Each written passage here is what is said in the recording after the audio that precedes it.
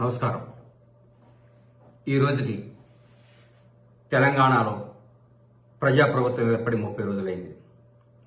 ఈ 30 రోజుల్లో ప్రజలకు ప్రజాపాలన అంటే ఏందో, రేవంత్ రెడ్డి గారి నేతృత్వంలో ఏర్పడ్డ ఈ కాంగ్రెస్ ప్రభుత్వం అనుకున్న కార్యక్రమాలన్నీ అద్భుతంగా చకచకా చేసుకుంటూ ముందుకు పోతున్న ఈ ప్రభుత్వంలో అనుకున్న రోజే మా నాయకుడు రాహుల్ గాంధీ గారు కానీ రేవంత్ రెడ్డి గారు కానీ ఇచ్చిన మాట ప్రకారం అనుకున్నట్టే ఎల్బీ స్టేడియంలో ప్రమాణ స్వీకారోత్సవం జరుగుతుండగానే ఇక్కడ ప్రగతి భవన్, అదే ఇప్పటి ప్రజాపాలన భవన్ గడిని బద్దలు కొట్టడం జరిగింది.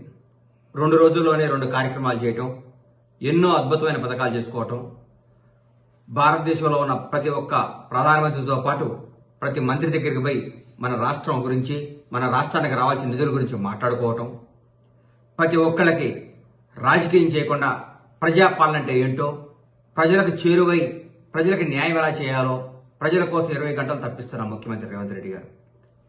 ఇలాంటి ముఖ్యమంత్రి నాకు తెలిసి ఇంతకుముందు పరిపాలన అనుభవం లేకుండా మొట్టమొదటిసారి ఏ మంత్రి పదవి చేపట్టకుండా ముఖ్యమంత్రి పదవి చేపట్టి ప్రజలందరికీ చేరువై అద్భుతమైన పరిపాలన అందిస్తూ భారతదేశంలోనే ప్రతి ఒక్క నాయకుడు ఈరోజు తెలంగాణ రాష్ట్రం గురించి, తెలంగాణ ముఖ్యమంత్రి గురించి మాట్లాడుకుంటుంటే చాలా ఆనందంగా ఉంది.